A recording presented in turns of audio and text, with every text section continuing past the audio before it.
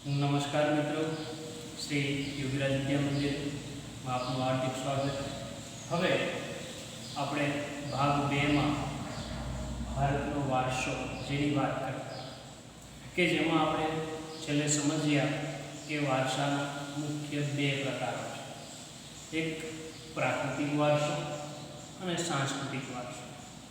હવે જેમાં આપણે છેલ્લે પ્રાકૃતિક વારસાની વાત કરતા કે જેમાં પ્રાકૃતિક વારસામાં ઘણી બધી બાબતોનો સમાવેશ થાય છે, જે આપણે સમજી ગયા કે ઊંચા ઊંચા પર્વતો છે, નદીઓ છે, ખીણો છે, સમુદ્ર કિનારાના મેદાનો છે, સાગરો છે, તળાવો છે, મહાસાગરો, આ બધી જ બાબતો પ્રાકૃતિક વારસામાં સમાયેલી છે.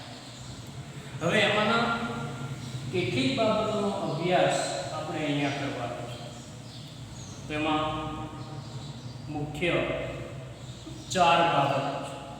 પ્રાકૃતિક ભાષાની મુખ્ય 4 બાબતો છે, જેમાં સૌપ્રથમ 1 ભૂમિદ્રશ્યો, 2 નદીઓ, 3 વનસ્પતિ જીવન અને 4 પ્રાણી. આ 4 બાબતો આપણે સમજવાની છે પ્રાકૃતિક વારસાને. એમાંની પહેલી 2 બાબતો છે જેમાં વાત કરીએ સૌપ્રથમ ભૂમિદ્રશ્ય છે. તો ભૂમિદ્રશ્યની વાત કરીએ તો આ જમીનના આકાર કે ભૂમિ આકારો દ્વારા આ ભૂમિદ્રશ્યોનું સર્જન થયેલું છે, જે આપણને જોવા મળે છે કે ક્યાંક ઊંચા ઊંચા પર્વતો છે, ક્યાંક ઊંડી ખીણો છે, ક્યાંક સપાટ એક સરખા મેદાનો છે. બરાબર, આવા અલગ અલગ આકારના ભૂમિ ઉપર જે આપણને દ્રશ્યો જોવા મળે છે, જેને આપણે ભૂમિ દ્રશ્યો કહીએ છીએ. કે દાખલા તરીકે વાત કરીએ તો એમાં હિમાલયની ગિરિમાળા. તો હિમાલયની ગિરિમાળા એ પણ એક ભૂમિ આકાર છે, ભૂમિ દ્રશ્ય છે. જો આ બધા જ ભૂમિ દ્રશ્યો છે ભારત માટે ખૂબ જ મહત્વના છે. જેમાં વાત કરીએ કે હિમાલયની ગિરિમાળા છે, તો ભારત માટે એનું કેટલું મહત્વ છે. આ બધા જ ભૂમિ દ્રશ્યો આપણને ઉપયોગી છે, એનાથી ઘણો બધો લાભ થાય છે. અને આ બધા જ ભૂમિ દ્રશ્યોએ ભારતીય લોકજીવન, તેનો વ્યવસાય, તેની રહેણી કહેણી, તેના આચાર વિચાર ઉપર સ્પષ્ટ અસર ઉપજાવી છે. બધા જ ભૂમિ દ્રશ્યો. જેમાં સૌપ્રથમ વાત કરીએ તો હિમાલય. તો હિમાલયની વાત કરીએ તો ભારત માટે હિમાલયનું મહત્વ છે આપણે સમજવાનું કે ભારત માટે હિમાલયનું મહત્વ કેટલું છે. તો ભારત માટે હિમાલય જે ભૂમિ આકાર છે ખૂબ જ ઉપયોગી છે, કારણ કે જો હિમાલયની ગિરિમાળા છે એમાંથી ઘણી બધી અવનવી વનસ્પતિ છે, ઔષધિઓ છે જે મળી આવે છે. ઉપરાંત હિમાલયની ગિરિમાળા કે તેના ખડકોમાંથી કેટલીક વિવિધ પ્રકારની ખનિજો પણ પ્રાપ્ત થાય છે. વિવિધ પ્રકારના પશુ પક્ષીઓ પણ હિમાલયની ગિરિમાળામાં જોવા મળે છે. બરાબર, કે વનસ્પતિ જોઈએ તો ઘણા બધા પ્રકારની વનસ્પતિ હિમાલયની ગિરિમાળામાં છે. ઘણી બધી ઔષધિઓ પણ અંદર છે. બરાબર, એટલે કે હિમાલયની ગિરિમાળામાંથી વિવિધ પ્રકારની વનસ્પતિ, ઔષધિઓ, ખનિજો, વન્ય પશુ પક્ષીઓ જોવા મળે છે.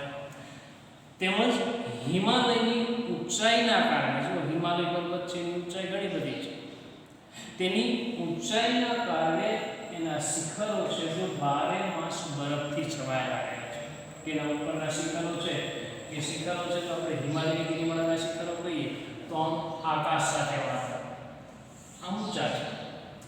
આમ આ એના શિખરો છે બરફથી છવાયેલા રહે છે. એના ઉપર 12 માસ બરફ હોય છે. તો હિમાલયમાં એના શિખરો છે તો 12 માસ બરફથી છવાયેલા રહે છે. હવે જો ભારતમાં કહીએ કે હિમાલયમાંથી નીકળતી નદીઓ છે, કે જે નદીઓનું ઉદ્ગમ સ્થાન હિમાલયની ગિરિમાળા છે, એ નદીઓ 12 માસ પાણીથી ભરપૂર એટલે કે સમૃદ્ધ રહે છે. કારણ કે ચોમાસા દરમિયાન કહીએ તો વરસાદનું પાણી, બરાબર, જ્યારે શિયાળા અને ઉનાળા દરમિયાન કહીએ તો આ શિખરોનો બરફ છે જો તાપમાનના કારણે પીગળે છે, અને પીગળવાથી એ નદીઓમાં પાણી અવિરત ચાલુ રહે છે. એટલે કે હિમાલયમાંથી નીકળતા જે તમામ નદીઓ છે એ નદીઓ 12 માસ પાણીથી સમૃદ્ધ હોય છે, બરાબર છે. તેમજ તરાઈના જંગલ જે હિમાલયની ગિરિમાળામાં આવેલા છે. તરાઈ એટલે કેવા? તો તરાઈ એટલે કે જે દલદલીય કે ભીનાશવાળા જંગલ, જેને આપણે કહીએ દલદલના જંગલ. ધોરણ 9માં આપણે અભ્યાસ કરીએ તો આવા તરાઈના જંગલો પણ હિમાલયની ગિરિમાળામાં જોવા મળે છે. આ ઉપરાંત હિમાલયની ગિરિમાળામાં કેટલાક ધાર્મિક મહત્વ ધરાવતા સ્થળો પણ આવેલા છે. એવા સ્થળોની વાત કરીએ કે જેમાં અમરનાથ, બદ્રીનાથ, કેદારનાથ જેવા પવિત્ર યાત્રાધામો આવેલા છે, બરાબર.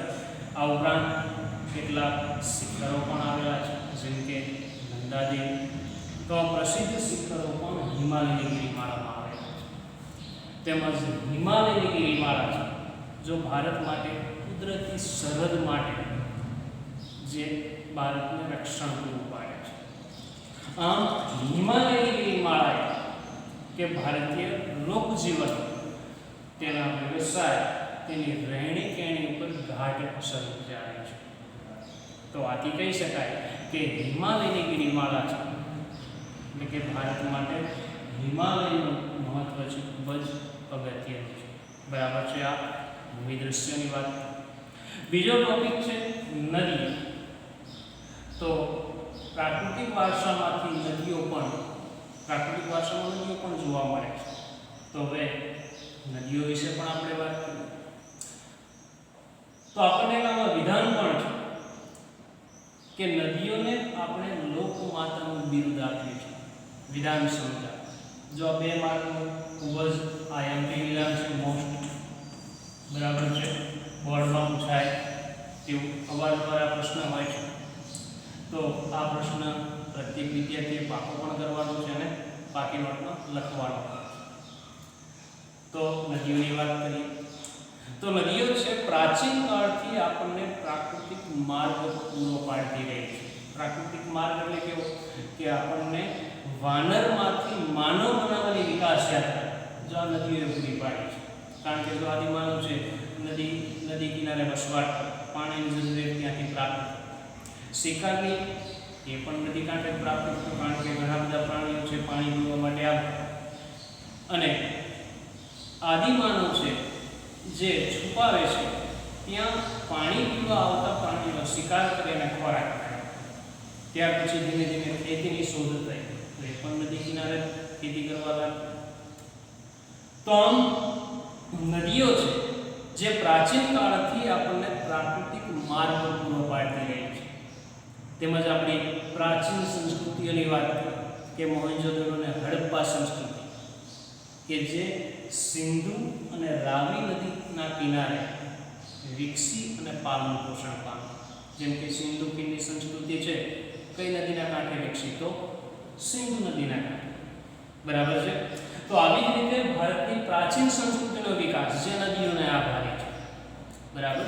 આ ઉપરાંત ભારતની કેટલીક પ્રાચીન નદીઓ છે જેમાં વાત કરીએ તો ગંગા, યમુના, સિંધુ, સરસ્વતી, કૃષ્ણા, કાવેરી, ગોદાવરી, નર્મદા. તો વગેરે નદીઓએ ભારતીય લોકજીવન ઉપર ગાઢ અસર ગુજારી છે. કારણ કે નદીઓથી આપણે જીવંત છે, બરાબર. નદીઓ છે આપણે વિકાસ માટે ખૂબ જ ઉપયોગી છે. તો આમ નદીઓ આ તમામ નદીઓ કે જેણે ભારતીય લોકજીવન ઉપર ગાઢ અસર ગુજારી છે, બરાબર છે. ત્યાર પછી એના પછીનો ટોપિક જોઈએ કે આપણે પાણીની તમામ જરૂરિયાતો ક્યાંથી સંતોષીએ? તો પાણીની તમામ જરૂરિયાતો આપણે નદીમાંથી સંતોષીએ છીએ. કે ખાસ કરીને કહીએ તો પીવાનું પાણી, વપરાશ માટેનું પાણી, સિંચાઈ માટેનું પાણી, ખેતી માટે પાણી, ત્યાર પછી વીજ ઉત્પાદન માટે, તેમજ જળમાર્ગોની જરૂરિયાત જે આપણે નદી ઉપર આધાર રાખવો પડે છે, બરાબર મિત્રો. ત્યાર પછી અન્ય જરૂરિયાત જેમ કે માટીના વાસણો બનાવવા, માટીનું મકાન બનાવવું, મકાનના લીપણ એટલે કે ગાર કરવા માટેની માટી, ત્યાર પછી ઉદ્યોગોનો વિકાસ. તો આ બધું જ નદીઓને આભારી છે. કે જો આપણે જોઈએ કે પ્રાચીન સમયના માટીના વાસણો કે માટીનો ઘોડો છે, કુલ્હડી, ઘડા, તાવડી, આ બધું જ માટી. ત્યાર પછી રમકડા. તો માટી ક્યાંથી મળતી? તો આ બધી જ માટી છે નદી કિનારાના તટ વિસ્તારમાંથી પ્રાપ્ત, એટલે કે માટીના વાસણો, માટીના મકાનો, લીપણ એટલે કે મકાનને ગાળ કરવી, જેને લીપણ કહીએ છીએ, લીપ. ત્યાર પછી ઉદ્યોગોનો વિકાસ, તો આના માટે આપણે નદીઓ પર આધાર રાખવો પડે છે. આ ઉપરાંત નદી કિનારાના ઉષા અને સંધ્યાના ભૂમિ દ્રશ્ય, બરાબર છે? જો મિત્રો ધ્યાનથી સાંભળજો. નદી કિનારાના ઉષા, ઉષા એટલે કે સવાર, સંધ્યા એટલે કે સાંજ, કે એના ભૂમિ દ્રશ્ય એટલે કે ચિત્ર, કે જેનાથી ભારતીય લોકોમાં સૌંદર્ય, કલાસુજ અને કૌશલ્યનો વિકાસ પણ આ પ્રાકૃતિક વારસાને આધારે છે. કારણ કે જો આપણે ઘણા બધા ચિત્રો જોઈએ તો નદી કિનારાનું જે ઉષા એટલે કે સવારનું દ્રશ્ય છે, કે સવારનો સૂર્યોદય થતો હોય અને પતંગિયા કિલોલ કરતા હોય, ફૂલડા કે ફૂલ છે જો ખીલતા હોય, તો એ ઉષાના ચિત્રો કહી શકાય. સાંજનો સમય એટલે સૂર્યાસ્ત સમય, તો એનું પણ દ્રશ્ય કંઈક જુદું હોય. તો આ બધા જ ચિત્રો કેના આભારી છે? તો પ્રાકૃતિક વારસાને આભારી છે. તો આમ નદીઓએ પણ ભારતીય લોકજીવનને જો સમૃદ્ધ બનાવ્યું છે અને ભારતીય લોકજીવન કે માનવ જીવનનો વિકાસ પણ થયો છે. તો આથી આપણે નદીઓને લોકમાતાનું બિરુદ આપીએ છીએ. બરાબર મિત્રો, આજના બે પ્રશ્નો કે બંને પ્રશ્નો વધુ માર્કના છે. હવે તમારું હોમવર્ક પણ તમે લખી દીધું. અહીંયા બ્લેકબોર્ડ પર તમે જોઈ શકો છો બંને પ્રશ્નો.